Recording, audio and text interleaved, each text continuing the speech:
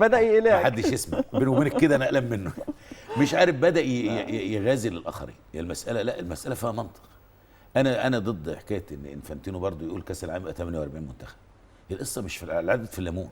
احنا عايزين مستوى، مش قضيه. ده احنا دلوقتي 32 كاس عالم، بتحس انك ما بتشميش ريحه كاس العالم الا من دور الثمانيه، اما نخلص من كل الحاجات الصغيره دي، الاسماك الصغيره، ونفضل بقى للهوامير اللي في الاخر.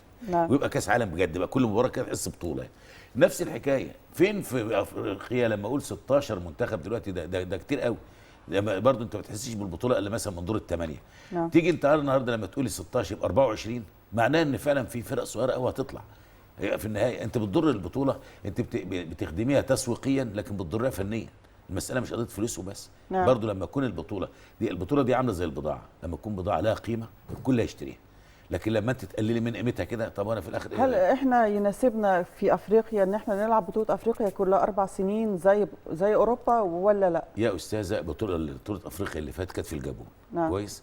شوف الناس اشتكت ايه من درجه الحراره، وكانت في يناير. فما بالك بقى في افريقيا لما تبقى في يوليو.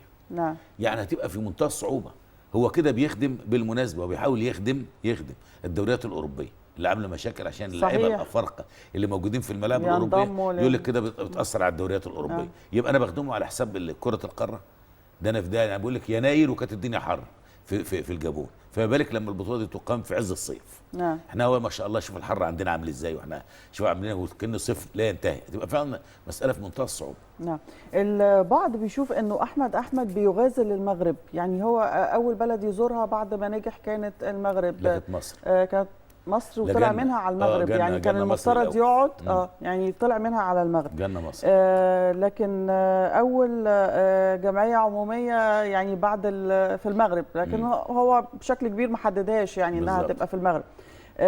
لكن النهارده تلميح ان بطوله الكاميرون 2019 وكانه بيعاقب مره ثانيه عيسى حياته. يعني هي برضه بيطرد عيسى حياته في كل مكان. تحس هي كده القصه ماشيه بالشكل ده. لكن انا في رايي ان هي برضه ده غزل لا اكثر ولا اقل. هو هيفكرنا ببلاتر لما كانت تيجي ينظم كاس عالم وثلاث اربع دول بيتنافسوا على التنظيم، يجي مصر يقول ده احسن بلد تنظم كاس العالم، يروح المغرب ده افضل بلد تنظم كاس العالم، يروح جنوب افريقيا انتوا الكلمه الطيبه حسنه. بالظبط. هو ماشي يوزع الهدايا على الكل ويراضي الكل، وفي الاخر نتيجه تطلع بقى في الاخر ناخد صفر ناخد بتاع. هو في النهايه هو ايه؟ رضى الكل خلال الزياره، لا اكثر ولا اقل. لكن انا في رايي ان المساله المفروض يبقى فيها واقعيه، يبقى فيها كلام منطقي، في شفافيه، مش قضيه ان انا اجي بس عشان انا ضيفك يبقى انا اجاملك، لا، ان انا اقول كلمه الحق، مش قضيه ان انا في الاخر مجرد هدايا بوزعها في كل مكان.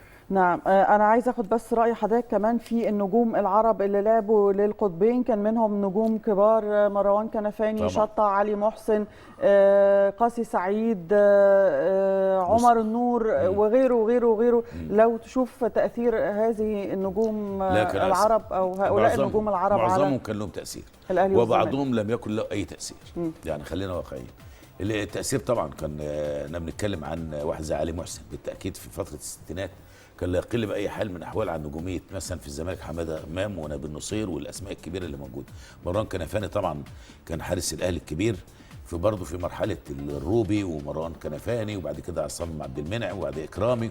لكن هو برضه مروان كان لا اسمه كان علامه، يعني رغم انه كان طرف في احدى المباريات اللي اتلغت، لكن في الاخر ما كانش له ذنب في الالغاء. كانت المباراه اللي ادارها الديبه، ولما سجل فاروق جعفر ضربه الجزاء واتسببت الاهلي احتاج والمباراه اتلغت. لكن مروان اعتقد ان من الاسماء لما تيجي تذكري عدد معين من حراس مرمى النادي الاهلي لازم تقولي عادل هيكل، لازم تقولي مروان كنفاني، لازم تقولي اكرامي، لازم في اسماء كده لا تنسى. ثابت البطل الله يرحمه. اعتقد ان لا كان تاثير مروان كحارس كان كبير قوي. اللعيبه العرب برضو اللي اقول لك انا برضو عمر نور بالتاكيد ده اول ما جه عمل ضجه في نادي الزمالك.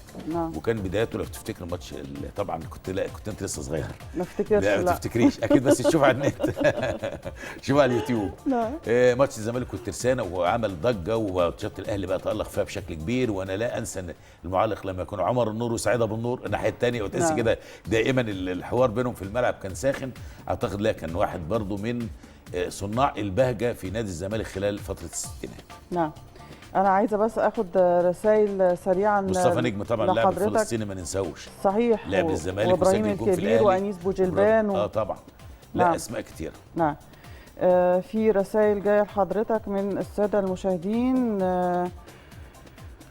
شوف مع بعض كده. طب لما تشوف الرسائل، كان في مشجع اهلاوي كبير اسمه الشيخ حسن. نعم. ففي يوم من الايام هو كفيف، ففي يوم من الايام بيقول له امتى يا شيخ حسن هتتحول من الاهلي للزمالك؟ كويس. كان الرد ايه؟ قالوا له لما اشوف. حلوه النكته. قد ايه مصعبه من كتر الحب يعني. بالظبط. نعم. طيب هو بطيء شويه هنا. لا مفيش مشكله. عندنا برضو يا كابتن منى عايزه بقى ايه، انا اقول لك شويه البرتغاليون في تاريخ القطبين اكتشفوا العالم. بالظبط. هل اكتشفوا القطبين؟ يعني كان ابرزهم طبعا مانويل جوزيه في الاهلي، انطونيو اوليفيرا، فينجادا، مانويل كاجودا، وباتشيكو. لا كتير، ده سلسله كبيره. والبرتغاليين بالذات في الزمالك الفتره الاخيره كانوا كتير، يعني انت عارفه من ايام فيرا وانت جاي، لا كتير، باتشيكو ودلوقتي ايناسيو. ولا يعني واضح قوي برضو ان هم البرتغاليين لهم بصمه في الكره المصريه. لكن يبقى الافضل والانجح بالتاكيد هو مانويل جوزيه اللي هو الساحر البرتغالي اللي فعلا اكتشف البطولات الكبيره في النادي الاهلي، وكان حقق يا كابتن منى، يعني اعتقد الفتره بتاعته حققت ما حققه قبل ذلك المجري هيديكوتي. كانت تحس فترات على بعضها، كانت تحس بطولات على بعضها الفتره. انا اعتقد انه انجحهم على الاطلاق. ابو احمد بيقول لحضرتك الاهلي هيجيب مين مكان حجازي سريعا؟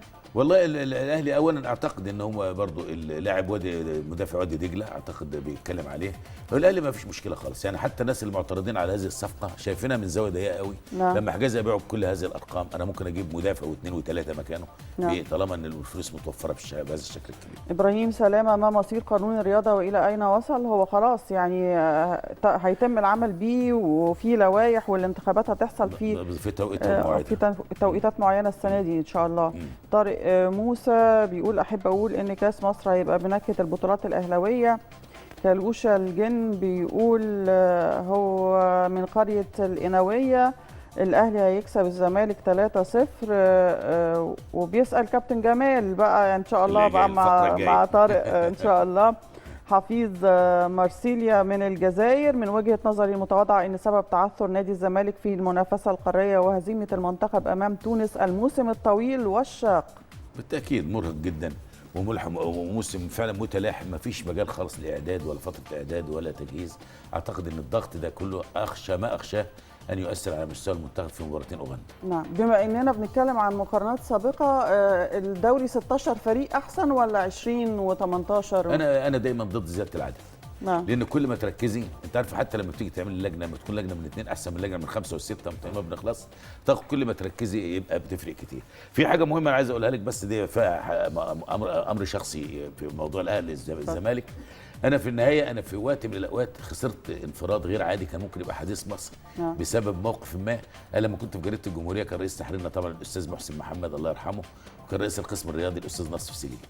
في تلك الفتره كان في مشاكل بين الاستاذ نصف ونادي الزمالك، فكان دايما ينتقد المسؤولين في نادي الزمالك بكلام في توريه. انت عارف هو خريج ازهر، فكان يلعب بالالفاظ بشكل كان بليغ. فكان الزملكاويه يشتكوا للاستاذ محسن، يعني ارحمنا من الاستاذ نصر. فخد قرار الاستاذ محسن ان ما فيش خبر ينزل في الجريده الا ما هو يقراه قبل ما ينزل المطبعه. انا بطريقه ما قبل الاهلي والزمالك كنا دايما في الجمهوريه نعمل صفحتين استعداد للفريقين قبلها ب 24 ساعه في الجمهوريه الاسبوعي. فجيت انا وفقت في ان انا اجيب خبر ان فاروق جعفر هرب الى الرياض قبل المباراه ب 24 ساعه. فاروق جعفر بقى طبعا يعني انت ملك النص في الزمالك يعني. فبقيت سعيد وكتبت الخبر، لسه انا يا دوب متخرج من سنتين ثلاثه، فيعني ما الخبر اكبر مني يعني.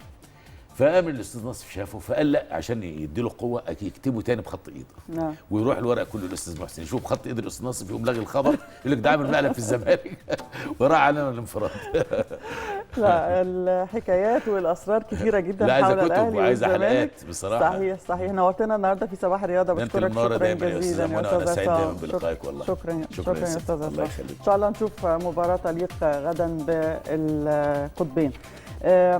فاصل قصير هنستقبل بعده الكابتن جمال السيد بصحبة زميلي العزيز طارق رضوان، لكن هنشوف كمان تقرير عما جرى في اتحاد الكرة أمس من استقبال رؤساء أندية القسم الثاني وسماع آرائهم حول الموسم المنقضي وأفكارهم ومقترحاتهم للموسم الجديد. وبعد الفاصل نعود إن شاء الله وصباح الرياضة.